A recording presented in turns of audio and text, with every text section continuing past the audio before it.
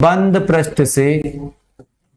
पृष्ठ से निकलने वाला वैद्युत फ्लक्स, किसी बंद पृष्ठ से निकलने वाला वैद्युत फ्लक्स, निकलने वाला बताओ क्या, वैद्युत फ्लक्स, ठीक है, उसके भीतर उपस्थित आवेश का, उसके भीतर उपस्थित आवेश का, उपस्थित आवेश का क्या होता है बोलो, 1/ε0 गुना होता है, 1/ε0 गुना होता है। ये कहती है क्या, गॉस की प्रमेय। मतलब अगर यहां पे क्यू चार्ज रखा है तो यहां का जो फ्लक्स होगा इसके भीतर आवेश का 1/ε0। ये बच्चा क्या है, गॉस की प्रमेय। नोट कर ले भाई, तो फिर आगे बढ़ते हैं। समझ में आया? चलो पढ़ते रहो बेटा। दीपेश कहीं पे समझ में ना आए तो बता देना हमें, ठीक है? आराम से पढ़ते रहो। वीडियो शेयर जरूर कर दिया करो और थोड़ा सा अपने सभी बच्चों को बताओ, जो नया बच्चा आ रहा उसको बताओ, ठीक है? हाँ भाई, कितना समझ में आया? नेक्स्ट स्लाइड पे चलते हैं। अब थोड़ा गॉस की थ्योरम को और अच्छे से समझिए। जैसे मैं आपके सामने कई सरफेस बना रहा हूं, मैंने एक पृष्ठ ये बनाया, एक पृष्ठ बच्चों हमने ये बनाया, एक पृष्ठ हमने बच्चों ये बनाया, एक पृष्ठ बच्चों हमने ये बनाया, एक पृष्ठ बच्चों मान लो हमने ये बनाया। इस तरह से हमने कई सरफेस बना ली और इनका नाम हम रख लेते हैं, नाम रख लेते हैं बेटा। मान लो ये पहली सरफेस है, ये दूसरी सरफेस है, ये तीसरी है, ये चौथी है और ये पांचवी सरफेस है। पांचों क्लोज सरफेस है।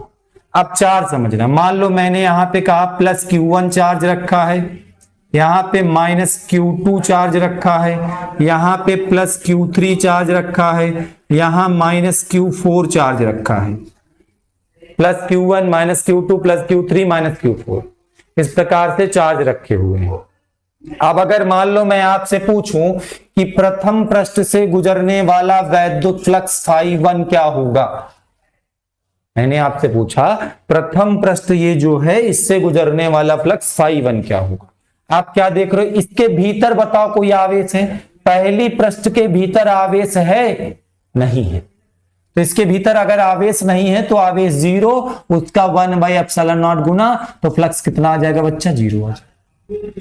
दूसरे पृष्ठ से अगर गुजरने वाला फ्लक्स मैं φ2 पूछूं, दूसरा पृष्ठ बेटा ये वाला है, इस पृष्ठ के भीतर अगर आप देखोगे तो एक आवेश है प्लस Q1।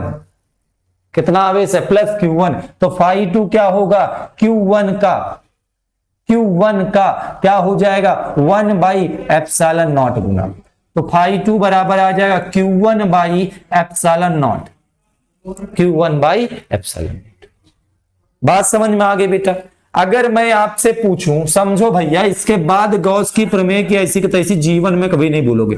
φ3 हमने पूछा, ये जो तीसरा पृष्ठ है, तीसरी जो बंद पृष्ठ है, इससे गुजरने वाला फ्लक्स बताओ।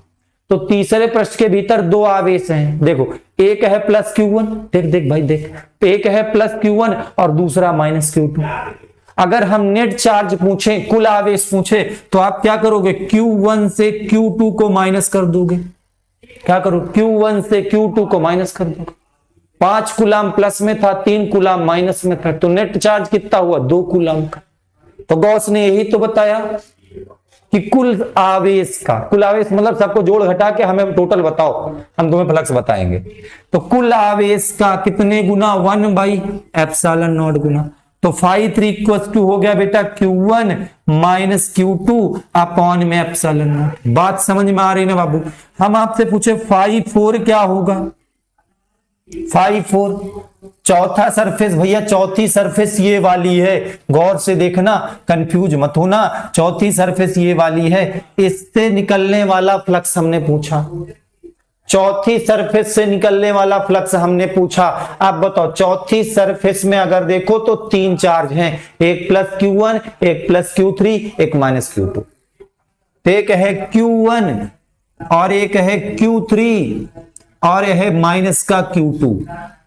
देखो चौथी के अंदर 3 आवेश हैं, +Q1 +Q3 -Q2, तो प्लस प्लस को हमने जोड़ा, माइनस को घटाया, तो कुल आवेश ये हो गया इसका 1/ε0। तो कुल आवेश हो गया बेटा Q1 +Q3 -Q2 इसका 1/ε0। ये है गॉस की प्रमेय।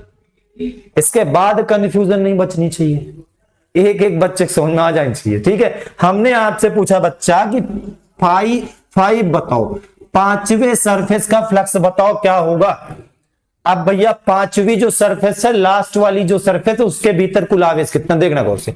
एक है +Q1, एक है +Q3, माइनस का Q2 है, माइनस का Q4 है। तो कुल आवेश के लिए प्लस वालों को जोड़ दो, माइनस वालों को घटा दो, तो कुल आवेश हो जाएगा Q1 प्लस में Q3 प्लस में Q2 माइनस में Q4 माइनस में, कुल आवेश ये हो गया और इसका 1/ε0 गुना। तो समस्त फ्लक्स कितना आ गया बेटा, Q1 +Q3 -Q2 -Q4 ε0। Clear हुआ। तो ये थी गॉस की प्रमेय। किसी बच्चे को कोई कंफ्यूजन बच्चा, अब हम इसको सिद्ध भी करेंगे। हाय हाय श्रेया बेटा रिवीजन नहीं हो रहा है, ये बेटा हम पढ़ा रहे हैं 2022 के बच्चों के लिए, जो बच्चे 12th में नए वाले आ गए हैं। पुराने वाले बच्चों के लिए मिंटी सेशन आ रहे हैं, तो उससे आपको पढ़ना है। ठीक है, चलो चलो हो गया बच्चा। चलिए हाँ हो गया बेटा, सबका नोट हो गया इतना। आगे बढ़ते हैं, अगली हेडिंग लगाओगे बेटा गॉस की प्रमेय का निगमन। अगली हेडिंग लगा लो गॉस की प्रमेय का निगमन। हेडिंग है बेटा गॉस की